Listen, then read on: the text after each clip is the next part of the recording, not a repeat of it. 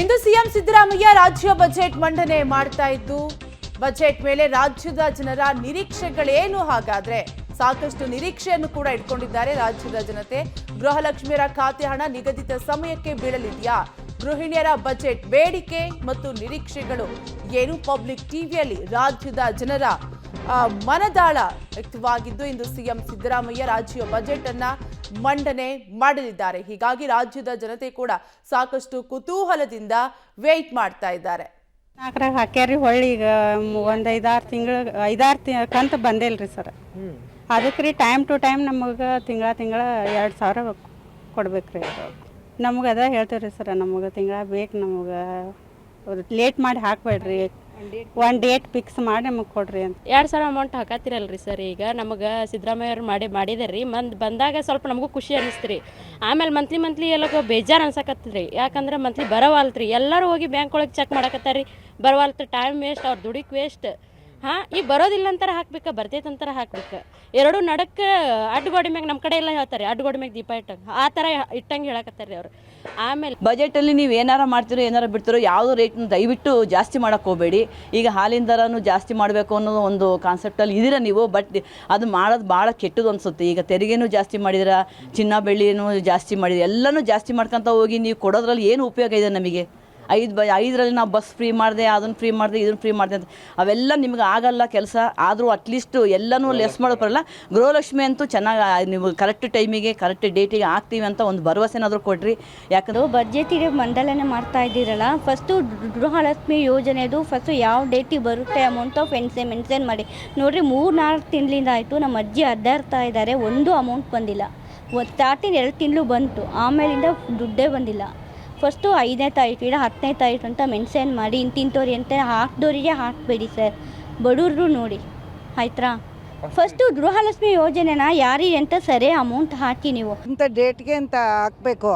Government ನೌಕರಿಗಾರ ಹೆಂಗೋ ಜೀವನ ಮಾಡ್ತಾರೆ, ನಮಗೊಂದು ಮಾತ್ರೆ ಔಷಧಿಗಾರ ಹಾಕ್ತಾಯಿದ್ರು, ಹಾಕಿದ್ರೆ ತುಂಬ ಅನುಕೂಲ. ಬಸ್ ಚಾರ್ಜ್ ಎಲ್ಲ ನಿಲ್ಲಿಸ್ಲಿ ಬಿಡಿ, ಆ ನೌಕರಿಯರೇ ಓಡಾಡ್ತಾ ಇರೋದು. ನಮ್ಮಂಥವ್ರು ನೋಡಿ ಬಡ್ಡಿ ಸಾಲ ಮಾಡ್ಕೊಂಡಿರ್ತೀವಿ, ಅದು ಬಂದರೆ ಒಂದು ಮಾತ್ರೆಗಾಗುತ್ತೆ, ಬರ್ತಾ ಇಲ್ವಲ್ಲ ಅಂತ ತುಂಬ ಮುತ್ಕಿ ಮೋಟ್ರು ನಮ್ಮಂಥವ್ರು ಕಾಯ್ತಾ ಇದ್ದೀವಿ. ಹಾಕ್ಲಿ ಇಂಥ ಡೇಟ್ಗೆ ಅಂತ ಹಾಕ್ಲಿ. ತಿಂಗಳಾಗಿದೆ, 3 ತಿಂಗಳಿಂದ ದುಡ್ಡು ಬಂದಿಲ್ಲ. ಅದನ್ನ ಕರೆಕ್ಟು ಇಂತಿಂಥ ತಾರೀಕು ಅಂದಮೇಲೆ ಇಂತಿಂಥ ತಾರೀಕಿಗೆ ಹಾಕಿದ್ರೆ ನಾವೊಂದು ಮಕ್ಕಳಿಗೆ ಒಂದೇನಾದ್ರು ತಕ್ಕೊಡೋಕ್ಕಾಗಲಿ ಅಥವಾ ಒಂದು ಮಾತ್ರೆ ತಗೊಳಕ್ಕಾಗಲಿ ಅಥವಾ ಇನ್ನೇನೋ ಸಂಘದ್ದು ಸಾಲ ತಗೊಂಬಿಟ್ಟಿರ್ತೀವಿ, ಆ ಸಂಘಕ್ಕೆ ಕಟ್ಟೋಕ್ಕಾಗಲಿ ತಿಂಗಳ ಸಂಘದಲ್ಲಿ ಬಡ್ಡಿ ಕಟ್ಟಲಿಲ್ಲ ಅಂದರೆ 20 ಜನ 20 ಥರ ಜನಸಾಮಾನ್ಯರಿಗೆ ಕರೆಕ್ಟಾಗಿ ತಲುಪಬೇಕು. ಅದು ಬಜೆಟ್ ತಿಳ್ದಂಗೆ ಮಾಡಿದ್ರ ಅಲ್ಲ. ಫಸ್ಟ್ ಗೃಹಲಕ್ಷ್ಮಿದ ಕರೆಕ್ಟಾಗಿ ತಿಂಗಳು ಹಾಕಕ್ರಿ ಸರ್ಕಾರಕ್ಕೆ. ಅನೌನ್ಸ್ ಮಾಡೋಕ್ಕಾರ ಮುಂಚೆ ಹೇಳಕ್ಕಾಯ್ತು, ನಾವು 3 ತಿಂಗಳಿಗೊಮ್ಮೆ ಹಾಕ್ತೀವಿ, 4 ತಿಂಗಳಿಗೊಮ್ಮೆ ಹಾಕ್ತೀವಿ, 5 ತಿಂಗಳಿಗೊಮ್ಮೆ ಹಾಕ್ತೀವಿ ಅಂತಂದು ಓಟ್ ಹಾಕಕ್ಕಾರ ಹಿಂಗೆ ಹೇಳಿದ್ರು ಅವರು. ನಾವು ತಿಂಗಳ ಹಾಕ್ತೀವಿ ಅಂತಂದು ಬಸ್ ಮಾತ್ರ ಒಂದು ಫ್ರೀ ಕರೆಕ್ಟಾಗಿ ಮಾಡಿಟ್ಟಾರೆ, ಅದು ಗೃಹಲಕ್ಷ್ಮಿ ಮಾತ್ರ ಕರೆಕ್ಟಾಗಿ ಮಾಡಿಟ್ಟಲ್ಲ. ಇದು ಸಿದ್ದರಾಮಯ್ಯನವ್ರು ತಿಳಿಯಲ್ವ? ಮತ್ತೆ ಕರೆಕ್ಟಾಗಿ ಡೇಟ್ ಎಷ್ಟು ಜನ ನಂಬಿಕೆ ಅಂದಾರ ಗೊತ್ತಾ? ಇದನ್ನ ಎಷ್ಟು ಬಡ 3 ತಿಂಗಳಾಯ್ತು ಗೃಹಲಕ್ಷ್ಮಿ ರೊಕ್ಕ ಬರೋದಿಲ್ಲ, ಮುದಿಯವ್ರ ರೊಕ್ಕ ಬರೋದಿಲ್ಲ. ಎಲ್ಲ ಓಟ್ ಹಾಕ್ಸ್ಕಂದ ಎಲ್ಲ ಮಾಡ್ತೀನಂದ, ಏನು ಮಾಡಿಲ್ಲ. ಹಿಂಗೆ ಮಾಡಿದ್ರೆ ನಾವು ಮುಂದೆ ಹೆಂಗ? ನಮಗೆ ಗೃಹಲಕ್ಷ್ಮಿ ರೊಕ್ಕ ಹಾಕ್ಬೇಕು, ಎದಕ್ಕೆ ಹಾಕೋದಿಲ್ಲ? ಹಾಕೇ ತೀರ್ಬೇಕು ನಮ್ಗೆ. ನಿಮ್ಮ ಓಟ್ ಹಾಕ್ಸ್ಕೊಂಡು ಅಲ್ಲಿ ಕುಂತ್ರೆ ಹೆಂಗಾಗ್ತದ್ರಿ? ಅದೇ ಗೃಹಲಕ್ಷ್ಮಿ ರೊಕ್ಕ ಹಾಕ್ರಂತ ಕೇಳ್ತೀವಿ. ಈಗಾಗಲೇ ನಾಳೆ ಬಜೆಟ್ನ ನಿರೀಕ್ಷೆಯಲ್ಲಿದ್ದೇವೆ. ಮಹಿಳೆಯರಿಗೆ ಏನು ಸಿಗ್ತದೆ ಅಂತೇಳಿ ನಮಗೆ ಗೊತ್ತಿಲ್ಲ. ಆದರೆ ಈಗ ತಾನೇ ನೀವು ಗೃಹಲಕ್ಷ್ಮಿಯನ್ನು ಚುನಾವಣೆ ಸಮಯದಲ್ಲಿ ಜನರಿಗೆ ಚುನಾವಣೆಯಲ್ಲಿ ಗೆಲುವು ಸಾಧಿಸಲಿಕ್ಕೋಸ್ಕರ ಗೃಹಲಕ್ಷ್ಮಿ ಕೊಟ್ಟಿದ್ದೀರಾ. ಆದರೆ ಆ ಗೃಹಲಕ್ಷ್ಮಿಯನ್ನೇ ನೀವು ಮಹಿಳೆಯರಿಗೆ ಸರಿಯಾದ ರೀತಿಯಲ್ಲಿ ಕೊಡಿ. ಅದುವೇ ನಮಗೆ ಒಂದು ದೊಡ್ಡ ಬಜೆಟ್ ಆಗಿದೆ. ಯಾಕೆಂದರೆ ಈಗ ತಾನೇ 3 ತಿಂಗಳು ಕಳೆಯಿತು, ಇನ್ನೂ ಕೂಡ ಗೃಹಲಕ್ಷ್ಮಿ ಹಣ ಬರಲಿಲ್ಲ ನಮಗೆ. ಕರ್ನಾಟಕ ಸರ್ಕಾರದ ಬಜೆಟ್ ಮಂಡನೆ ಆಗ್ತಾ ಇದೆ. ಈ ಬಜೆಟ್ನಲ್ಲಿ ಅಂತಹ ಏನು ನಿರೀಕ್ಷೆಗಳು ನಾನು ಇಟ್ಕೊಳ್ಳಿಕ್ಕೆ ಹೋಗುವುದಿಲ್ಲ. ಯಾಕೆಂತ ಹೇಳಿದರೆ ನಮ್ಮ ಘನ ಸರ್ಕಾರ ಹಲವಾರು ಯೋಜನೆಗಳ ಬಗ್ಗೆ ಆಶ್ವಾಸನೆ ಕೊಟ್ಟಿದೆ. ಅದರಲ್ಲಿ ಪ್ರಮುಖವಾಗಿ ಗೃಹಲಕ್ಷ್ಮಿ ಯೋಜನೆ ಅನುಷ್ಠಾನಕ್ಕೆ 5 ತಿಂಗಳಿಂದ ಜನರಿಗೆ ಹಣವನ್ನು ಬರ್ತಾ ಇಲ್ಲ. ಮತದ ಬೇಟೆಗಾಗಿ ಗೃಹಲಕ್ಷ್ಮಿ ಯೋಜನೆಯನ್ನು ಅನುಷ್ಠಾನಕ್ಕೆ ತಂದರು, ಪರವಾಗಿಲ್ಲ. ಮಹಿಳೆಯರ ಆರ್ಥಿಕ ಬೆಳವಣಿಗೆಗೆ, ಸದೃಢತೆಗೆ ಎಲ್ಲ ರೀತಿಯ ದುಡ್ಡಿಗೆ ಸರಿಯಾದ ಶಿಕ್ಷಣ ಅಲ್ಲ, ಶಿಕ್ಷಣಕ್ಕೆ ಸರಿಯಾದ ದುಡ್ಡಲ್ಲ, ಯಾವುದಕ್ಕೂ ಹೋಲಿಕೆ ಆಗ್ತಾ ಇಲ್ಲ.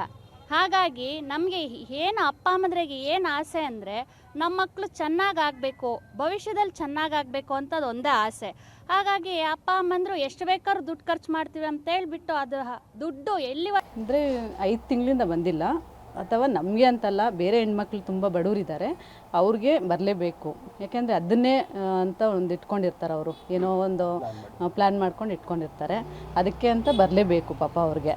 ಇಲ್ಲ ಅವರು ಕಾಂಗ್ರೆಸ್ ಪಾರ್ಟಿ ಅವರು ಇದು ಮಾಡಬೇಕು, ಈ ಥರ ಡೇಟ್ ಅಂತ ಫಿಕ್ಸ್ ಮಾಡಬೇಕು. ಆ ಡೇಟ್ ಸೊ ಇದು ಗೃಹಲಕ್ಷ್ಮಿ ಯೋಜನೆಗೆ ಅಂತ ಅಪ್ಲೈ ಮಾಡಿದ್ದಿದ್ದು. ಸೊ ಅದು ಬಂತು, ಮಧ್ಯ ಬಂತು, ಒಂದು 5 ಮಂತ್ಸ್ ಅದೆಲ್ಲ ಬರಲಿಲ್ಲ. ಅದೇನಾಯಿತು, ಈ ಬಡವರು ಇದ್ದವ್ರಿಗೆ ಪ್ರಾಬ್ಲಮ್ ಆಗುತ್ತೆ. ಅವರು ಬರದೇ ಇದ್ದಾಗ ಚೆನ್ನಾಗೇ ಇದ್ದರು, ಬಂತು ಅಂತ ಒಂದು ಎಕ್ಸ್ಪೆಕ್ಟೇಷನ್ಸ್ ಇತ್ತು. ಬಂತು ಅಂತಿದ್ದಾಗ ಒಂದು ತಿಂಗಳು ಕೊಟ್ಟು ಇನ್ನೊಂದು ತಿಂಗಳು ಕೊಟ್ಟಿದ್ದಾಗ ಅವ್ರ ಮಕ್ಕಳಿರೋರಿಗೆ ತುಂಬ ಪ್ರಾಬ್ಲಮ್ ಅನಿಸುತ್ತಲ್ವ. ಸೊ ಅವ್ರು ಏನೋ ಪ್ಲ್ಯಾನ್ ಮಾಡಿರ್ತಾರೆ, ನಮ್ಗೆ ಪರ್ಟಿಕ್ಯುಲರಾಗಿ ಇದು ಅಂತ ಹೇಳೋಕ್ಕಾಗಲ್ಲ. ಆ ಪ್ಲ್ಯಾನಲ್ಲಿದ್ದವರು ಮಕ್ಳಿಗೆ ಊಟಕ್ಕಾಗಲಿ ಸ್ಕೂಲ್ ಸರಿಯಾಗಿ ದುಡ್ಡು ಬರೋದಿಲ್ರಿ. ಹೌದ್ರಿ, ಅವ್ರ ಹೊಟ್ಟೆ ತುಂಬ್ಕೋದ ಅವ್ರ ರಗಡಾಗೈತಿ. ಇನ್ನು ಪಬ್ಲಿಕ್ಕಿಗೆ ಏನು ರೊಕ್ಕ ಹಾಕ್ತಾರ್ರಿ ಸರ್ ಅವ್ರು? ತಿಂಗಳ ದುಡ್ಡು ಹಾಕಿಲ್ಲ ಕರೆಕ್ಟಾಗಿ, ಯಾರಿಗೂ ಸರಿಯಾಗಿ ₹1 ಬರಾಕತ್ತಿಲ್ರಿ. ಇದು ರೇಷನ್ ರೊಕ್ಕ ಬಂದ್ರೆ ಗೃಹಲಕ್ಷ್ಮಿ ಬರಂಗಿಲ್ಲ, ಗೃಹಲಕ್ಷ್ಮಿ ಬಂದ್ರೆ ರೇಷನ್ ಬರಂಗಿಲ್ಲ. ಯಾಡೂ ಬಂದೈತಿಪ್ಪ ಅಂದ್ರೆ ಮೂಲಭೂತ ಸೌಕರ್ಯಗಳಿಲ್ಲ. ತಗೊಂಡು ಏನು ಮಾಡೋರಿ? ಯಾಧಿಕಾರಿ ತಗೊಂಡು ಏನು ಮಾಡೋದು? ಆ 2000 ರೂಪೀಸ್ ಮೇಲೆ ಯಾರು ಬದುಕಲ್ರಿ. 2000 ರೂಪಾಯಿ ಮೇಲೆ ಒಂದು ತಿಂಗಳು ಜೀವನ ಮಾಡಕ್ ಆಗ್ತೈತಿ? ಇಲ್ಲ ಅಲ್ರಿ. ನಾವು ದುಡಿದ್ರೆ ಬದುಕು ನಡೀತೈತಿ, ಸಾಕು. ನಮ್ಮ ಲೈಫ್ನ ಹೆಂಗೆ ಲೀಡ್ ಮಾಡ್ಕೋಬೇಕು ಅನ್ನೋದು ನಮ್ಗೆ ಗೊತ್ತಿರ್ತೈತಿ. ಅವ್ರು 2000 ರೂಪೀಸ್ ಮೇಲೆ ಯಾರು ಬದುಕಲ್ಲ. ಅದು ಯಾರಿಗೆ ನೀಡೈತೆ ನೋಡ್ರಿ ಅಂಥವ್ರಿಗೆ ಕೊಡ್ಲಿ. ಅವಶ್ಯಕತೆ ಯಾರಿಗೆ ಅದ ಸ್ಕೂಲ್, ಗೌರ್ಮೆಂಟ್ ಸ್ಕೂಲು, ಇಂಥವೇನು ಉದ್ಧಾರ, ಗೌರ್ಮೆಂಟ್ ಏನು ಫೆಸಿಲಿಟೀಸ್ ಉದ್ಧಾರ ಮಾಡೋದಿರ್ತದ್ರೆ ಅಂಥದ್ದು ಮಾಡಿ. ಮುಖ್ಯಮಂತ್ರಿ ಸಿದ್ದರಾಮಯ್ಯನವರು ಒಳ್ಳೆ ರೀತಿಯ ಬಡ್ಜೆಟ್ ಕೊಡ್ತಾರೆ ಅಂತ ನಮಗೆ ಆಲ್ರೆಡಿ ಗೊತ್ತಿದೆ. ಯಾಕಂದರೆ ಇವರು ಆಲ್ರೆಡಿ ತುಂಬ ಹಲವಾರು ಸರಿ ಬಡ್ಜೆಟ್ನ ಮಂಡನೆ ಮಾಡಿದ್ದಾರೆ, ಹಾಗೂ ಜನಪರ ಬಡ್ಜೆಟ್ಗಳನ್ನ ಕೊಡ್ತಾರೆ. ಸಿದ್ದರಾಮಯ್ಯವರು ಅಂತಂದರೆ ಅವ್ರದ್ದು ಜನಪರ ಬಡ್ಜೆಟು. ಸೊ ಹಾಗಾಗಿ ನಮಗೆ ಅವ್ರ ಬಗ್ಗೆ ತುಂಬ ಒಳ್ಳೆ ನಿರೀಕ್ಷೆ ಇದೆ ಬಡ್ಜೆಟ್ ಬಗ್ಗೆ. ಹಾಗಾಗಿ ಅವರು ಉತ್ತಮವಾದ ಬಡ್ಜೆಟ್ಗಳನ್ನ ಕೊಡ್ತಾರೆ. ಯಾಕಂದರೆ ಈಗ ಹಲವಾರು ಭಾಗ್ಯ ಯೋಜನೆಗಳನ್ನ ಕೊಟ್ಟಿದ್ದಾರೆ, ಅದೆಲ್ಲ ಸಹ ಒಳ್ಳೆ ರೀತಿಯಲ್ಲಿ ನಡೀತಾ ಇದೆ. ಅದೇ ರೀತಿ ಮಹಿಳೆಯರಿಗೆ 2000 ಕೊಡೋದು 3-4 ತಿಂಗಳಿಂದ ನಿಲ್ಲಿಸಿದ್ದಾರೆ. ಅದಲ್ಲದೆ ಒಬ್ಬೊಬ್ರಿಗೆ ಬಂದೇ ಇಲ್ಲ.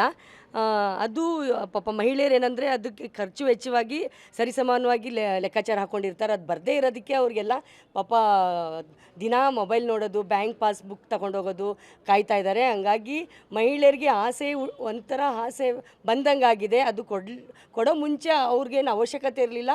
ಅವರು 2025-26ನೇ ಸಾಲಿನಲ್ಲಿ ಏನು ಕರ್ನಾಟಕ ಸರ್ಕಾರ ಬಜೆಟ್ನ ಮಂಡನೆ ಮಾಡ್ತಾ ಇದೆ, ಆ ಬಜೆಟ್ ಮಂಡನೆಯಲ್ಲಿ ನಾನು ಮಹಿಳೆಯಾಗಿ, ಮಹಿಳಾ ಪರ ಧ್ವನಿಯಾಗಿ ನಿಮ್ಮ ಹತ್ರ ನಾನು ಕೇಳ್ಕೊಳ್ತಾ ಇದ್ದೀನಿ. ಏನಿವತ್ತು ಗೃಹಲಕ್ಷ್ಮಿ ಯೋಜನೆನ ನೀವು ಜಾರಿಗೆ ತಂದಿದ್ದೀರಾ, ಆ ಯೋಜನೆಯ ಹಣವನ್ನು ಪ್ರತಿ ತಿಂಗಳು ಆಯಾಯ ಖಾತೆಗಳಿಗೆ, ಗೃಹಿಣಿಯ ಖಾತೆಗಳಿಗೆ 2000 ರೂಪಾಯಿಯನ್ನು ದಿನ ನಿಗದಿ ಮಾಡಿ 1ನೇ ತಾರೀಕಿಂದ 5ನೇ ತಾರೀಕು ಅಥವಾ 10ನೇ ತಾರೀಕು ಯಾವುದಾದ್ರೂ ಒಂದು ದಿನದಲ್ಲಿ ಆ ಮಹಿಳೆಗೆ ಆ ಒಂದು ಅಮೌಂಟ್ ಹೋಗೋಂಗೆ ನೀವು ಜಾರಿಗೆ ತರಬೇಕು.